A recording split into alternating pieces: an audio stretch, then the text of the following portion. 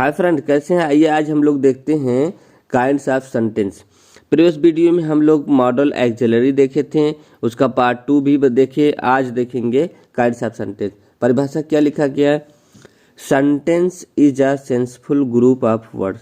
सार्थक शब्दों के समूह को क्या कहते हैं? वाक्य कहते हैं। सेंटेंस का हिंदी अर्थ होता है वाक्य। सेंसफुल का मतलब होता है सार्थक। जब आप इसको तोड़ेंगे तो सार्थक का मतलब होता है जिसका सही सही अर्थ हो। ठीक, तो सार्थक शब्दों के समूह को क्या कहते हैं? सेंटेंस कहते हैं। परिभाषा होगी जैसे कि एग्जाम्पल में Ram is a good boy. देखिए, पहले राम लिखा गया है, सब्जेक्ट हो गया, फिर क्या लिखा गया? इज है, वर्ब है, फिर क्या लिखा गया है? ऑब्जेक्ट है। तो यानी ये अंग्रेजी का क्रम यही होता है किसी भी टेंस में, किसी भी सेंटेंस में। तो होगा क्या कि ये अपने रूल को फॉलो कर रहा है। अगर हिंदी में देखेंगे तो इसी तरह ये है, राम एक अच्छा लड़का है। तो राम एक अच्छा लड़का है, ये देखिए एकदम क्रम से है, ये भी एकदम क्रम से है, यानी इसको हम वाक्य कहेंगे। दोनों सार्थक हैं। लेकिन अगर उसी सेंटेंस को हम मिस ऑर्डर कर दें, मिस ऑर्डर करने का मतलब वाक्य आगे पीछे हो जाए, है ना। अगर हम इसी सेंटेंस को मिस ऑर्डर कर दे प्यारे बंधु, मिस ऑर्डर का मतलब ये हो गया सभी वर्ड्स के जो ग्रुप हैं, है ना, उनको आगे पीछे कर दिया जाए, तो वो क्या सेंसफुल रहेगा? अगर सेंसफुल रहेगा तब तो वो क्या है? सेंटेंस होगा। सेंसफुल नहीं रहेगा तो सेंटेंस नहीं होगा। जैसे कि यहाँ लिखा गया है, सेम सेंटेंस है ना, कि सेम सेंटेंस के सभी वर्ड्स हैं, लेकिन देखिए क्या लिखा गया? इज बॉय राम गुड इसका कोई अर्थ नहीं निकल रहा है। तो ऐसे में इसको हम सेंटेंस नहीं कहते हैं। बात समझे? इज माने है, बॉय लड़का, राम गुड अच्छा, एक। तो ऐसे सेंटेंस, ये शब्द जितने हैं सबके अर्थ हैं, लेकिन ये आर्डर में नहीं है, सेंसफुल नहीं है, इसलिए इसका मतलब इसको हम सेंटेंस नहीं कहेंगे, ये वाक्य नहीं है। आइए आगे देखते हैं क्या लिखा गया है। कह रहा है कि यह व्यवस्थित नहीं है, ये तो समझ गए आप, इसलिए इसको वाक्य नहीं कहेंगे। उसी तरह a boy runs on the road, अगर आप boy runs on the road है, एक लड़का सड़क पर दौड़ता है, तो ये सेंसफुल है। अब अगर हम इसको बट सेम सेंटेंस को, इसी सेंटेंस को हम ऐसे लिख दें, runs on boy a road the, तो ये सेंसलेस हो गया। सेंसलेस का मतलब जिसका कोई अर्थ ना हो, जिसका कोई अर्थ ना हो, जबकि ये क्या था? सेंसफुल था। ठीक, अगर किसी आदमी को कोई सेंसलेस कह दे तो इसका मतलब वो पागल है। इसका मतलब क्या हो जाता है? पागल है। उसके पास चेतना नहीं, बुद्धि नहीं है, तो बुद्धि नहीं है तो पागल है। ठीक, तो अर्थ यहाँ पे क्या है? निरर्थक, जिसका कोई अर्थ ना हो। तो आइए आगे देखते हैं क्या है। एग्जाम्पल और एग्जाम्पल है, जैसे अदर एग्जाम्पल, अब इसको आप समझिएगा, बहुत इंपॉर्टेंट है। लिखा गया Ram is a boy, Ram एक लड़का है। सेंटेंस कैसा हो रहा है? पॉजिटिव हो रहा है ना। इसी तरह Ram is not a boy, Ram एक लड़का नहीं, सेंटेंस क्या हो गया? निगेटिव हो गया। इसी तरह is Ram a boy, same ही चीज है, लेकिन देखिए कितने तरीके से उसको कहा जा रहा है। Is Ram a boy, interrogative हो गया। बात समझे? Is Ram not a boy, interrogative negative हो गया। इसको भी आप ध्यान दीजिएगा। इसी तरह व्हाट इज योर नेम, तुम्हारा नाम क्या है, ये सिर्फ क्या है? इंट्रोगेटिव है।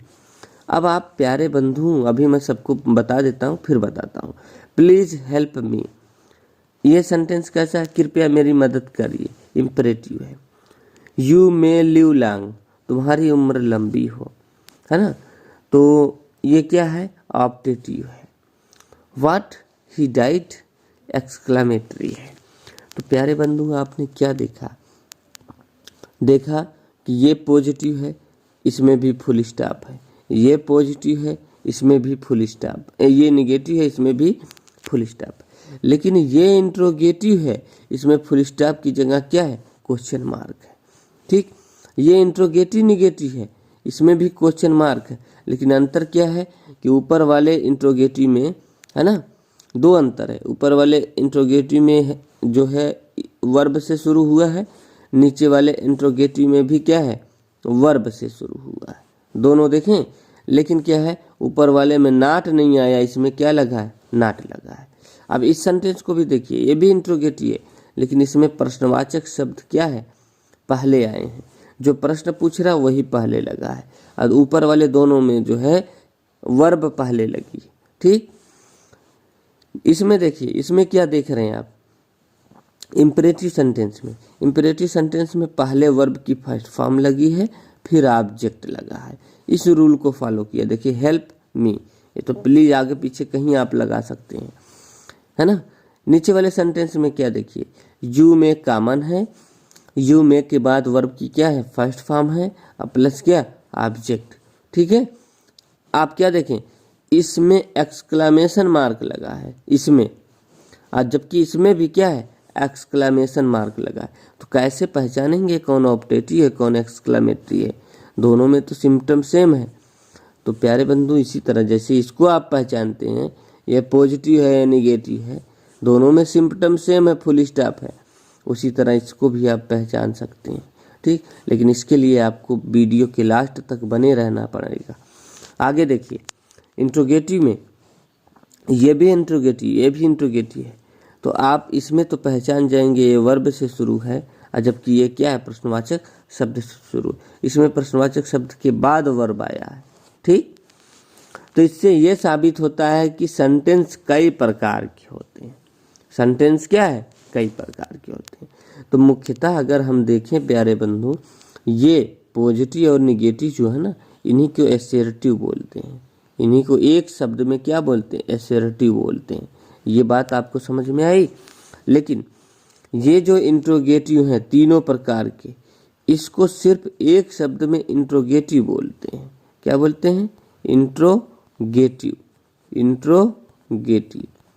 एक शब्द में इसको क्या बोलते हैं, इंट्रोगेटिव बोलते हैं। लेकिन बात यह है कि इंट्रोगेटिव के भी प्रकार है, एसर्टिव के भी प्रकार है। इसी तरह ये इम्परेटिव है, ये ऑप्टेटिव है, ये एक्सक्लेमेटरी है। ठीक, तो मोटी मोटा आपने देखा तो ये एक प्रकार हो गया, ये एक प्रकार हो गया, दो प्रकार, और ये तीन प्रकार, कितने हो गए, पांच प्रकार के हो गए। तो वही ऊपर लिखा गया है कि उपयुक्त वाक्यों से स्पष्ट है, सेंटेंस पांच प्रकार के होते हैं। सामान्य रूप से कितने प्रकार के होते हैं, पांच प्रकार के। पहला क्या होता है, एसर्टिव सेंटेंस। एसर्टिव सेंटेंस के दो भाग होते हैं, पॉजिटिव और निगेटिव। दूसरा क्या होता है, इंट्रोगेटिव सेंटेंस, इंट्रोगेटिव। ठीक, तीसरा क्या है, ऑप्टेटिव। चौथा है आप इम्परेटिव, और फिर पांचवा एक्सक्लेमेटरी। तो प्यारे बंधु, आप इसके काइंड से समझ गए। अब आइए देखते हैं एसर्टिव सेंटेंस कैसे पहचानेंगे। लिखा गया है एसर्टिव सेंटेंस में कि एसर्टिव सेंटेंस, जो भी एसर्टिव सेंटेंस है जिसमें फुल स्टॉप लगता है और वाक्य से कार्य का सकारात्मक या नकारात्मक भाव प्रकट होता है। जब कार्य होगा या तो सकारात्मक होगा, सकारात्मक का मतलब पॉजिटिव, पॉजिटिव का मतलब प्यारे बंधु जिसमें कार्य का होना बताया जाए कि कार्य हुआ है बस। नकारात्मक का मतलब कार्य ना होना, इसमें ना शब्द जरूर जुड़ा रहेगा। इन दोनों को बोलते हैं, ऐसा भाव प्रकट होगा उसको बोलेंगे क्या, एसर्टिव सेंटेंस। क्या बोलेंगे, एसर्टिव सेंटेंस। अब देखिए पहले पॉजिटिव सेंटेंस लिखा है, पॉजिटिव का मतलब सकारात्मक। सकारात्मक का इसमें कार्य होगा, कार्य का होना पाया जाएगा, यानी कार्य किसी न किसी प्रकार से क्या है, होने की भाव को प्रकट करेगा। तब तो आप कहेंगे इस जो है एसर्टिव है, और एसर्टिव का क्या है, पॉजिटिव है, और लास्ट में फुल स्टॉप। ठीक, जैसे सी डज हर वर्क, वह अपना कार्य करती है। तो देखिए इसमें कार्य जो है, इसको कार्य को करने का क्या है, सेंस, यानी कार्य होने का भाव प्रकट हुआ। इसकी जो अंग्रेजी होगी सी, आइए वर्ब की फर्स्ट फॉर्म डू लगा है, डू माने करना, सी सिंगुलर है तो प्रेजेंट इंडेफिनिट टेंस में यस या यस लग जाता है। तो सी डज हर वर्क हो गया। आगे क्या लिखा है, आगे लिखा है I am a doctor, I am a doctor. आप यहाँ देख पा रहे होंगे कि आई एम अ डॉक्टर, मैं एक डॉक्टर हूँ, है ना। आप यहाँ डॉक्टर के होने का भाव प्रकट हो रहा है ना, तो कार्य क्या है, सकारात्मक। तो सेंटेंस क्या होगा, पॉजिटिव होगा। आप इसको ऐसे भी कह सकते हैं, पॉजिटिव सेंटेंस वह सेंटेंस होता है, पॉजिटिव सेंटेंस वह सेंटेंस होता है जिसमें लास्ट में फुल स्टॉप लगता है, कार्य का होना पाया जाता है, लास्ट में क्या लगता है, फुल स्टॉप लगता है।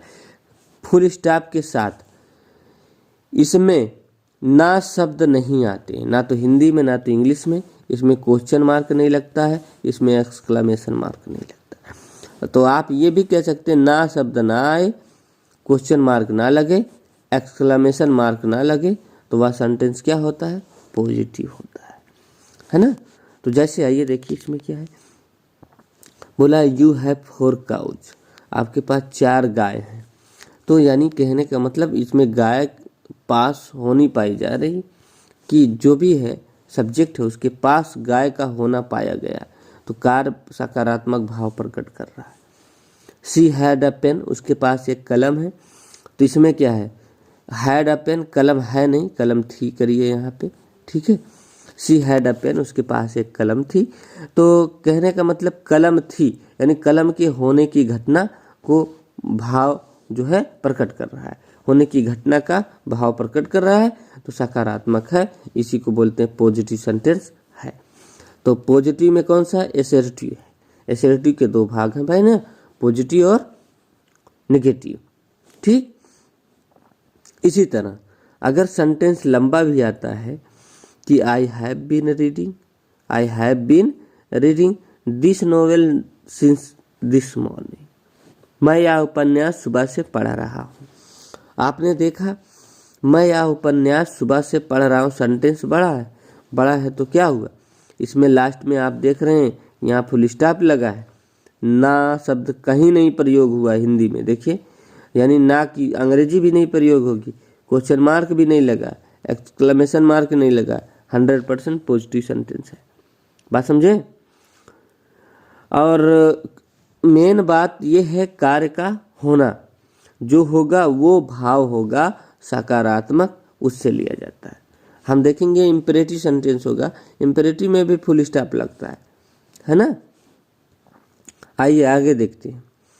इसी तरह सेंटेंस में बोला गया है कि वी आर गुड स्टूडेंट, हम अच्छे विद्यार्थी हैं, तो देखिए इसमें भी विद्यार्थी का होने की जानकारी है।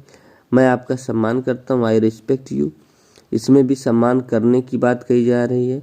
उन्होंने इसे पूरा कर लिया है, तो दे हैव डन इट, कार्य के पूरा होने की बात कही जा रही। ये सब सेंटेंस ऊपर जितने थे सब क्या थे, पॉजिटिव थे। प्यारे बंधु, अब निगेटिव को देखते हैं। निगेटिव का ये मतलब हो गया कि इसमें ना शब्द जरूर आएगा हिंदी में, ना चाहे ऐसे आए नहीं के रूप में, चाहे ना लिखा हो, चाहे ऐसे कभी नहीं हो, लेकिन होगा जरूर। कुल मिला के ना शब्द जरूर आएगा, बात समझे, है ना। ऐसे भी आएगा कुछ भी नहीं, कुछ भी नहीं, लेकिन लास्ट में ना जरूर आ गया, यानी ये ना शब्द जरूर आ जाएगा, नहीं, ठीक। तो निगेटिव एसर्टिव में क्या होता है, निगेटिव सेंटेंस, ये भी एसर्टिव का हिस्सा है। देखिए, she does not do her work, वह अपना कार्य नहीं करती, नाट आया ना। इसी तरह जरूरी नहीं नाट ही अंग्रेजी में लगे, बहुत कुछ लग सकता है प्यारे मित्र, आगे आप देखिए ना क्या क्या लगता है। I am not a doctor, इसमें भी नाट आया। ऊपर दोनों में तो आप नाट देखे तो बता देते थे निगेटिव है, लेकिन जिसमें नाट नहीं रहेगा तो क्या निगेटिव नहीं है, तब भी निगेटिव होगा। सेंस अगर वो जो है नकारात्मक होना चाहिए, क्या होना चाहिए, नकारात्मक सेंस होना चाहिए। कैसे पता नकारात्मक होगा, कि देखिए हिंदी गलत होगी, नकारात्मक का मतलब ये हो गया कि उसमें ना शब्द कार्य के ना होने की सूचना मिलेगी, कार्य नहीं होगा, नहीं शब्द आएगा, मतलब कार्य के ना होने की सूचना मिलेगी, तब उसको आप नकारात्मक कहेंगे। जैसे कि इस सेंटेंस में देखिए क्या बोला है, बोला है ही हैज नो मनी। देखिए यहाँ नॉट नहीं आया, नो आया, लेकिन नो का मतलब नहीं होता है, आपको पता है, तो इसका मतलब निगेटिव है। ही हैज नो मनी, इसमें भी लास्ट में फुल स्टॉप लगा है, देख रहे हैं फुल स्टॉप लगा है और सेंस नकारात्मक है कि ही हैज नो मनी, उसके पास धन नहीं है, ऐसा बोला गया तो नहीं है ना, हिंदी में आ गया। इसी तरह आई डोंट नो यू, इसमें भी देखिए डोंट ऐसे लगा है लेकिन इसमें नॉट छिपा होता है। क्या छिपा होता है? नॉट। मैं तुमको नहीं जानता, तो नहीं आया ना, कार्य के मतलब जानने की जो घटना थी वो नहीं हो रही। बात समझ गए ना।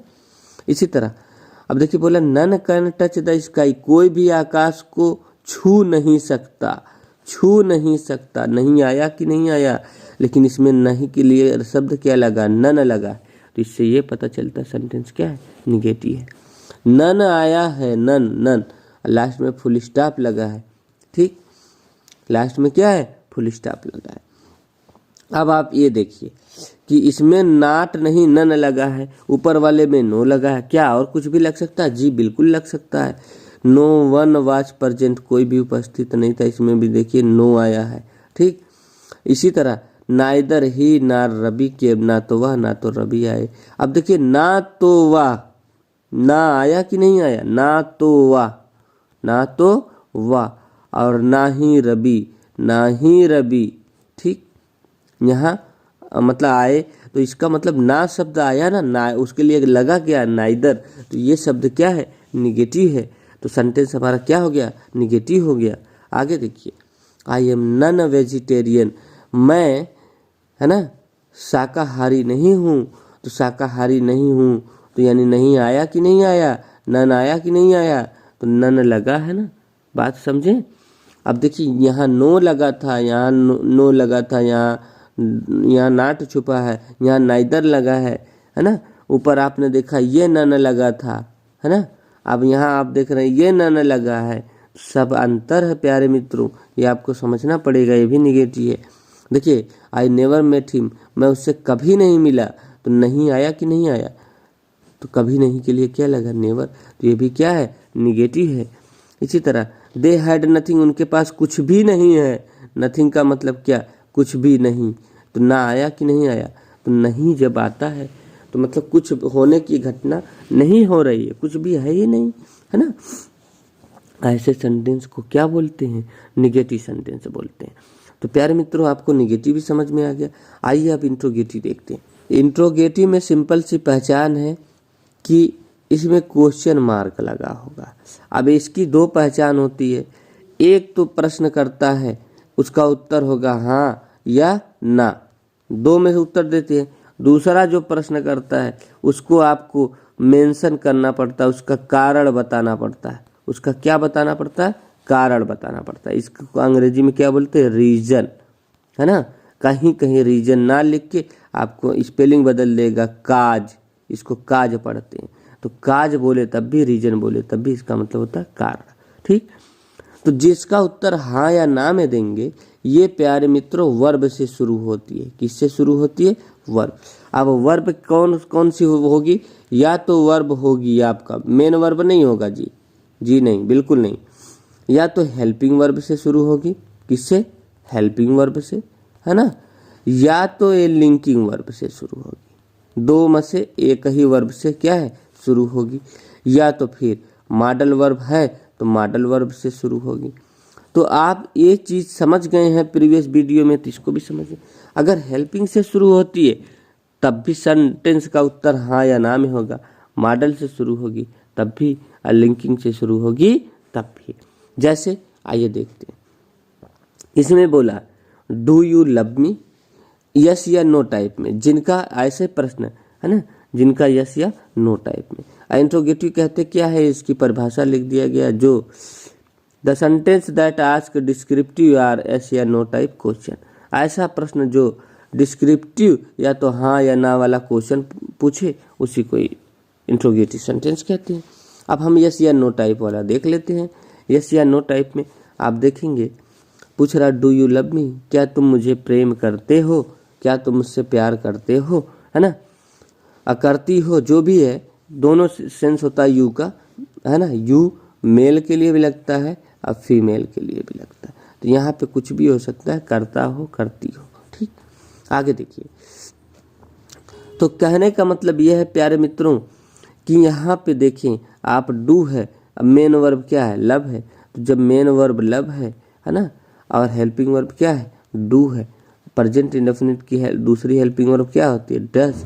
तो यही डू डज से शुरू है, यानी हेल्पिंग वर्ब से शुरू है। ठीक है, तो कहने का मतलब हेल्पिंग वर्ब से शुरू है तो इसका उत्तर या तो हाँ या तो ना में होगा, या तो यस या तो नो में होगा। समझ गए ना, इसीलिए इसको यस या नो टाइप कहते हैं। दूसरे में हैज राम अ बैग, क्या राम के पास एक बैग है। अब यहाँ आपने देखा ये हेल्पिंग वर्ब है। कौन सा वर्ब है? हेल्पिंग वर्ब, जिसको आप सहायक क्रिया बोलते हैं, एक्सिलरी वर्ब है ना। आइए एक्सिलरी वर्ब कौन सा है? डू। प्राइमरी एक्सिलरी है प्यारे बंधु, मैं प्रीवियस वीडियो में आपको बता चुका हूँ, है ना। अब देखिए यहाँ डू है, डू यू लव मी। अब नीचे वाले में हैज है, has Ram a bag, has Ram a bag, क्या राम के पास एक बैग है। अब यहाँ क्या है? हैज, लिंकिंग वर्ब है। कौन सा वर्ब है?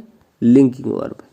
अगर आप प्रीवियस वीडियो नहीं देखे हैं तो आपको समझने में दिक्कत होगी, पहले आप उसको क्रम से देखिए फिर आप इसे देखिए। लिंकिंग वर्ब है ना, तो शुरू हुआ ना ये हेल्पिंग वर्ब से, ये लिंकिंग वर्ब से। अब इसमें देखते हैं, हैव यू सम मनी, क्या तुम्हारे पास कुछ पैसा, ये भी लिंकिंग वर्ब है क्योंकि इसमें मेन वर्ब नहीं है। मेन वर्ब जब नहीं होगी तो वही सहायक क्रिया क्या हो जाती है? लिंकिंग वर्ब हो जाती है। मैंने आपको प्रीवियस वीडियो में बताया है। देखिए हैड सी ए काऊ, क्या उसके पास एक गाय थी।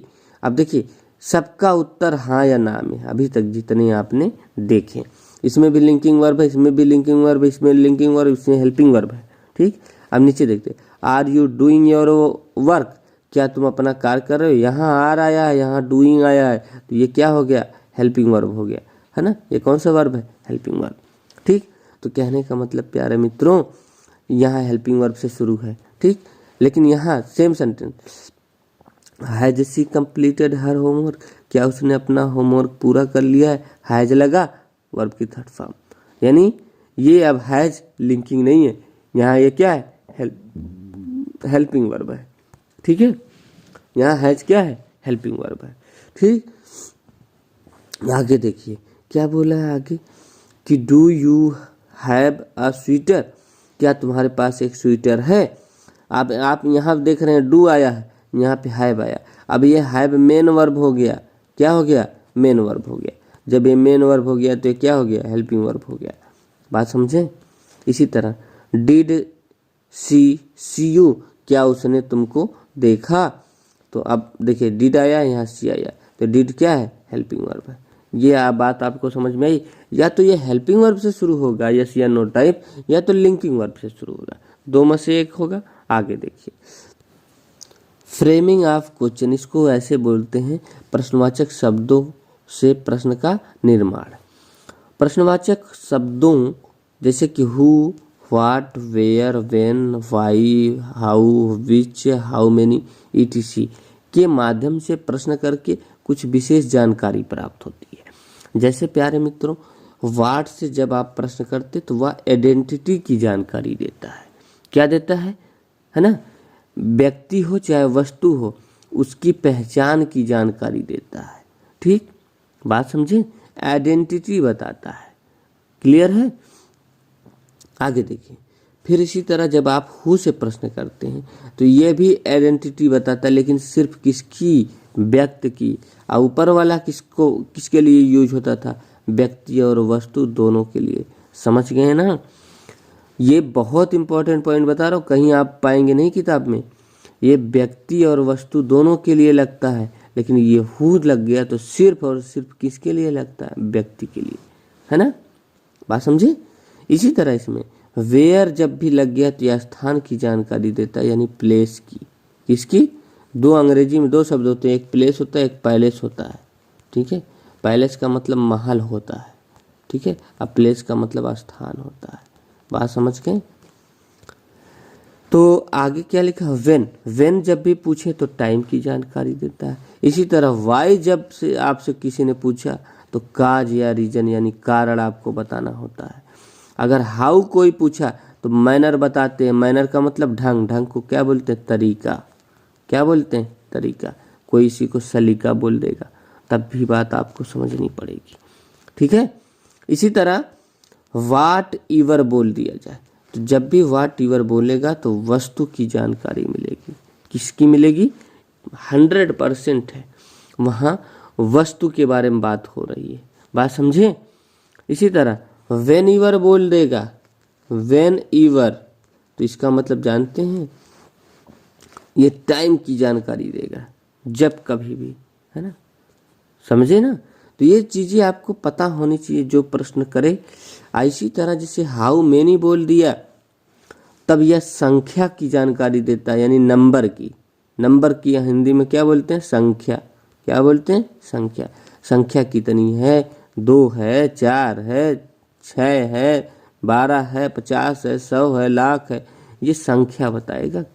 जैसे हाउ मेनी लगा तो क्या बोलेगा? संख्या। अगर यही हाउ मच हो जाए, हाउ मच हो जाए तो प्यारे मित्रों ये क्वांटिटी बताएगा। क्या बताएगा? क्वांटिटी। क्वांटिटी का मतलब मात्रा बताएगा। क्या बताएगा? मात्रा। मात्रा का मतलब कितना है, थोड़ा सा है, बहुत है ना, बहुत अधिक है, कम है, हल्का है, ये सब बताता है। अब आइए, हम यहीं छोड़ रहे हैं, इतना प्रश्न बहुत है, आगे भी बहुत प्रश्न है, इंट्रोगेटिव प्रश्न, लेकिन हमने पूरा बताएंगे नहीं, लंबा समय हो जाएगा, वीडियो भी लंबा हो जाएगा। आगे देखते हैं इंट्रोगेटिव सेंटेंस। इंट्रोगेटिव सेंटेंस में क्या बोला है आप यहाँ देख पा रहे होंगे कि इंट्रोगेटिव का मतलब होता है प्यारे बंधुओं, जो प्रश्न पूछे। ये हो गया प्रश्न, या तो हाँ में पूछे या तो ना में पूछे, दूसरा या तो आपको उसको रीजन बताना पड़े। पूछा व्हाट इज योर नेम, आपका नाम क्या है, क्या आप उसका उत्तर यस या नो में देंगे? कहेंगे नो, यस, ये तो नहीं ना कहेंगे, आपको इसका नाम का आइडेंटिटी बताना पड़ेगा, है ना। इसी तरह हु इज टीचर, है ना। अब यहाँ छूट गया, देखिए थोड़ा सा क्वेश्चन मार्क गलती हो गई। In your class, in your class, ठीक है, फिर उसके बाद क्वेश्चन मार्क लगे। Who is teacher in your class, तुम्हारे क्लास में टीचर कौन है? बात समझी? तो कौन है तो उस व्यक्ति को आपको बताना पड़ेगा। वेयर डू यू लिव, तुम कहाँ रहते हो, तो ये स्थान पूछ रहा है, स्थान आपको बताना पड़ेगा। बात समझे ना। When do you go to school, तुम स्कूल कब जाते हो, यानी समय पूछ रहा है, तो समय आपको क्या है? मेंशन करना पड़ता है।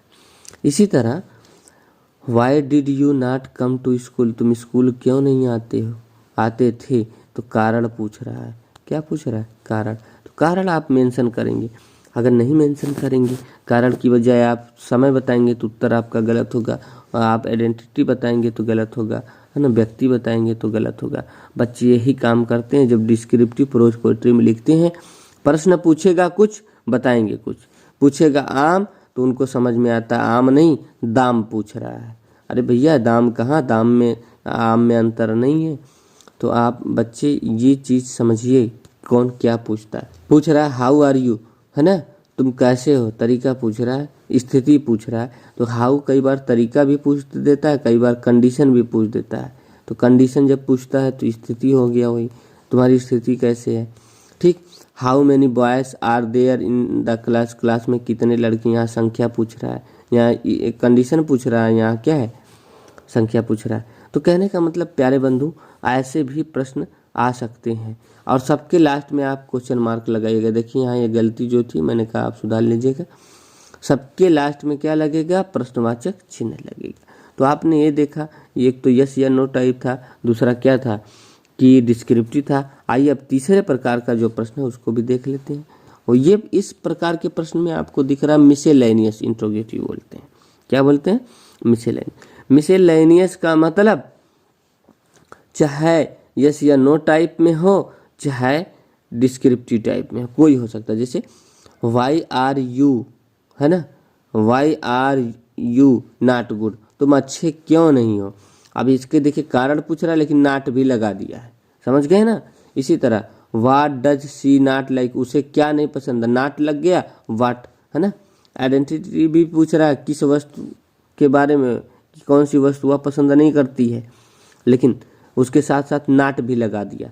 अभी तक ऊपर जितने आप प्रश्न पढ़े उसमें नाट नहीं लगा था, देखिए इसमें भी नाट का, लेकिन इसकी शुरुआत किससे है जो है are you not healthy linking verb से है, और ऊपर वाले में आप देख रहे हैं डिस्क्रिप्टिव प्रश्न से है ना। तो आपने क्या देखा, यहाँ जो है लिंकिंग वर्ब है लेकिन फिर भी नाट का प्रयोग हुआ है। Why did Radha not go to school. अब देखिए यहाँ पे भी नॉट है, यहाँ पे भी डिस्क्रिप्टिव है ना। How do you not help me. अब देखिए ये भी हाउ के साथ नॉट लगा है ना। इसी तरह when will she not meet, है ना, वह कब नहीं मिलेगी, तो नॉट लगा है, टाइम, है ना। इसी तरह why were we not happy then. अब देखिए नॉट लगा है और वाई। अब इसमें हम देखेंगे तो ये वर्ब क्या है, लिंकिंग वर्ब है। इसमें हम देखेंगे तो वेन के साथ क्या लिखा है कि मीट लिखा है, तो ये क्या मेन वर्ब है, ये विल हेल्पिंग वर्ब है। लेकिन इसमें हम देखेंगे हाउ डू लगा है, तो डू क्या होगा, आपको पता है हेल्पिंग वर्ब होता है। डिड क्या हेल्पिंग वर्ब है, लेकिन आर क्या है, ये लिंकिंग वर्ब है। बात समझे ना। तो कुछ भी हो सकता है, ऐसे सेंटेंस को मिसलेनियस बोलते हैं। क्या बोलते हैं, मिसलेनियस।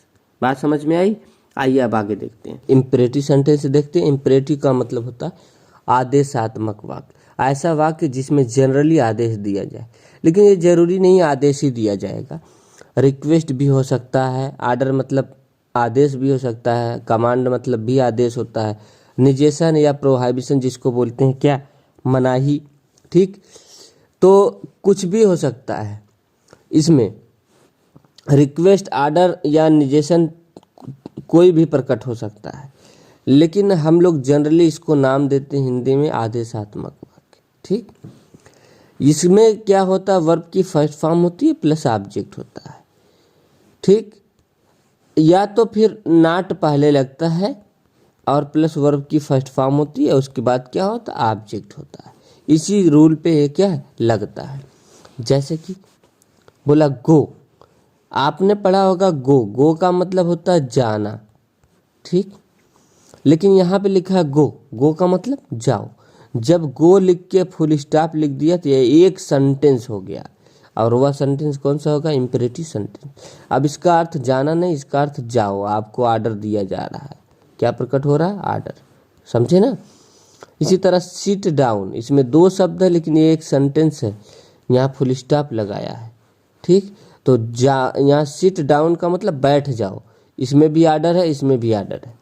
इसी तरह किसी ने आपसे कहा शट द डोर, दरवाजा बंद करो, ऑर्डर है। ठीक, अब देखिए वर्ब की फर्स्ट फॉर्म, वर्ब की फर्स्ट फॉर्म, वर्ब की फर्स्ट फॉर्म। जरूरी नहीं वर्ब की फर्स्ट फॉर्म के बाद ऑब्जेक्ट आए ही आए, ये जरूरी नहीं। अगर आपने किसी से कहा कीप साइलेंस, चुप रहो, तो आपने जो वर्ब ऑब्जेक्ट बोला नहीं, कई बार आप बोलते हैं साइलेंस प्लीज, तो रिक्वेस्ट करते हैं। ठीक, इसी तरह देखिए प्लीज हेल्प मी, इससे मदद, कृपया मेरी मदद कीजिए, तो यहाँ आप रिक्वेस्ट कर रहे हैं। आप यहाँ पे आप ऑर्डर नहीं दे रहे हैं कि मेरी मदद करो, नहीं, आप कह रहे हैं मेरी मदद कीजिए, रिक्वेस्ट कर रहे हैं। इसी तरह प्लीज कीप साइलेंस, शांत रहिए, है ना, यहाँ पे भी आप लोग क्या है, रिक्वेस्ट करते हैं कि प्लीज़ आप लोग शांत हो जाइए, प्लीज़ आप लोग शांत हो जाइए, तो ये रिक्वेस्ट करते हैं। क्या करते हैं, रिक्वेस्ट करते हैं। इसी तरह लिखा है डू नॉट ईट हियर, यहाँ खाना मत खाओ, इसी को डोंट ईट हियर ऐसे लिख सकता है, डोंट। लेकिन इससे क्या है, आप देख रहे हैं निजेशन प्रकट हो रहा है, यानी प्रोहाइबिशन, मना किया जा रहा है। डू नॉट क्राई, चिल्लाओ मत, मतलब ये इसमें भी मना किया जा रहा है, प्रोहाइबिशन। तो यानी प्रोहाइबिशन प्रकट हो सकता है। जरूरी नहीं रिक्वेस्ट हो, ऑर्डर हो, कमांड हो, निजेशन हो, एडवाइस भी हो सकता है, सजेशन भी हो सकता है। ठीक है, अब देखिए एडवाइस कैसे प्रकट होता है। आपने यहाँ बोला नेवर टेल अ लाई, कभी झूठ मत बोलो। देखिए मना तो किया जा रहा है, झूठ नहीं बोलने को किया जा रहा है, लेकिन साथ में आप इसका मूल कॉन्सेप्ट देखेंगे तो ये क्या दे रहे हैं, सलाह दे रहे हैं किसी को, कभी झूठ मत बोलो, है ना, कभी झूठ नहीं बोलना चाहिए। ऐसा सेंटेंस जब आप किसी को बताते हैं तो क्या करते हैं, निजेशन के साथ साथ उसमें सलाह रहती है। ठीक, इसी तरह ऑलवेज फॉलो योर लेफ्ट, हमेशा अपने बाएं से चलो, तो आप क्या है, एडवाइस ही तो दे रहे हैं।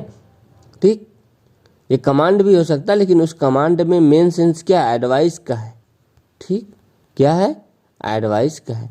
तो कहने का मतलब प्यारे बंधुओं, मेन चीज तो यही ऑर्डर होगा या तो प्रोहाइबिशन होगा, लेकिन उस ऑर्डर के अंदर अगर आप छानबीन करेंगे तो एडवाइस भी हो सकता है, रिक्वेस्ट भी हो सकता है ना। तो आइए आगे देखते हैं। आई होप आप समझ गए इन बातों को। अब देखते हैं हम लोग optative sentence. Optative sentence, optative sentence क्या होता है प्यारे मित्रों? ऑप्टेटिव सेंटेंस उस सेंटेंस को कहते हैं जिससे आशीर्वाद प्रकट हो या तो इच्छात्मक कार्य प्रकट होना चाहिए बस। इसीलिए आप इच्छा देखिए दो चीज़ों में व्यक्त करते हैं। इच्छा किसी के लिए व्यक्त करते हैं, या तो गुड हो सकता है या तो बैड हो सकता है। दोनों इच्छा आप उसके लिए व्यक्त करते हैं, या तो अच्छा या तो बुरा। जैसे कि आप किसी से कहें may God bless you, last में क्या आया? एक्सक्लेमेशन मार्क है कि मे गॉड ब्लेस यू, ईश्वर तुमको बरकत दे, खुदा तुमको बरकत दे। ठीक, भगवान तुम्हारा भला करे, इसी को बोलते हैं। आप उसके लिए क्या कर रहे हैं? दुआ ही तो दे रहे हैं, आशीर्वाद प्रकट कर रहे हैं। मे यू लिव लॉन्ग, ईश्वर आपकी उम्र लंबी करे, है ना। आप उसके लिए क्या कर रहे हैं? आशीर्वाद, यानी कामना ही तो कर रहे हैं। इसी को कहीं कामना लिखेगा, कहीं आशीर्वाद लिखेगा, कहीं इच्छा लिखेगा, तो कुछ कैसे भी लिखें लेकिन प्रकट तो वही होगा। मे गॉड ही रिकवर सुन, भगवान करे वो जल्दी रिकवर हो जाए। किसी का एक्सीडेंट हो गया, चोट लग गया, ऑपरेशन हो गया, तो आपने कहा हम उम्मीद करते हैं वो जल्दी रिकवर कर जाएंगे। ठीक है, तो ये आप इच्छा व्यक्त कर रहे हैं। इच्छा आशीर्वाद के रूप में है अभी तक, लेकिन प्यारे मित्रों जरूरी नहीं इच्छा आशीर्वाद के रूप में हो, इच्छा बुराई के रूप में भी व्यक्त की जाती है। जैसे may God you go to hill, भगवान करे तुम नरक में जाओ, है ना। ये गुस्सा दिखा रहा है, यानी बुराई व्यक्त कर रहा है। ऐसा कोई हंस के नहीं बोलेगा, भगवान करे तुम नरक में जाओ, क्रोध में बोलेगा, है ना। और ये बद्दुआ दे के बोलेगा, तो इसी को बोलते हैं कर्स। कर्स मतलब बद्दुआ, कर्स। बात समझे? मे गॉड ही डाई सुन, भगवान करे जल्दी मरे। अब आप ऐसा किसी को बोलते हैं तो कर्स ही तो है भाई, अभिशाप जिसको हिंदी में बोलते हैं, बद्दुआ या अभिशाप। तो कहने का मतलब ये है, आप इसको समझे ना, ये क्या कहना चाहता है। एक्सक्लेमेशन मार्क के साथ साथ इच्छा व्यक्त कर रहा है। इच्छा, यहाँ दोनों इच्छा इविल है, इविल का मतलब बुरी है। ठीक है, और ऊपर वाले में क्या था? गुड था। आप किसी को कहते हैं, कई बार आप झगड़े झंझट में सुनते हैं कि तुम्हारे शरीर में कीड़े पड़ेंगे, तो आप ऐसा जब आप बोलते हैं तो वो क्या है? बुरी इच्छा उसके लिए प्रकट करते हैं। ठीक, अब आते हैं एक्सक्लेमेटरी सेंटेंस में। एक्सक्लेमेटरी सेंटेंस में सुख दुख खेद संवेदना, है ना, यही सब प्रकट होते हैं। कैसे प्रकट होते हैं? और सरप्राइज निकलता है एक ठो कि अरे ऐसा कैसे हो गया, आश्चर्य भी निकलता है। ठीक, जैसे how nice, how nice, how nice कितना अच्छा है। आपने बोला वाव कितना अच्छा है, तो ये जो वाव बोले ना, वाव कितना अच्छा है, ये आपको एकदम सरप्राइज करता है। एक्सक्लेमेटरी, व्हाट अ फन, है ना, कितना मजा आ रहा है, ये क्या प्रकट कर रहा है? एक्सक्लेमेटरी। इसी तरह आप जब बोलते हैं हाउ ट्रेजिक, कितने दुख की बात है ना, कितने दुख की बात है, उनका एक्सीडेंट हो गया। तो आप ये हाउ ट्रेजिक जो बोले हैं, ये संवेदना व्यक्त कर रहा है, कितने दुख की बात है। इसी तरह एलास आई एम रूइंड, है ना, अफसोस है मैं बर्बाद हो गया। एलास ही डाइड, अफसोस है कि वह मर गया। तो ये संवेदना व्यक्त कर रहा है। इसमें एलास आई एम रूइंड, ये रेगरेट कर रहा है। रेगरेट का मतलब पछता रहा है, पश्चातावा दिखा रहा है। लेकिन कुल मिला के इन्हीं में से एक होंगे। ठीक है, वो आपकी अंग्रेजी शब्द पावर मजबूत रहेंगे तो आप समझ जाएंगे। इसी तरह व्हाट अ नाइस गाय ही, वाह, है ना, वाह कितना अच्छा लड़का है वह, है ना। आप ये कहते हैं कितना नाइस गाइज है वो, है ना। तो ये क्या है? आपके सुख को व्यक्त कर रहा है ना। तो ऐसे में ये इन्हीं शब्दों को व्यक्त करता है। और उसके बाद लिखा गया है, इसमें आप देखिए हाउ ओल्ड इट इज़, यह कितना पुराना है। तो जब आप ये सरप्राइज से बोलते हैं कितना पुराना है ना। हाउ वीक आर यू, अरे तुम कितने कमज़ोर हो। तो ये क्या हो गया? ऐसे सेंटेंस एक्सक्लेमेटरी होते हैं। बात समझ में आई? तो आई होप फ्रेंड्स आप समझ गए। और इस वीडियो में इतना ही, नेक्स्ट वीडियो में मिलेंगे अगली टॉपिक के साथ और फिर आपको एक नया कॉन्सेप्ट देंगे। तब तक के लिए बाय बाय।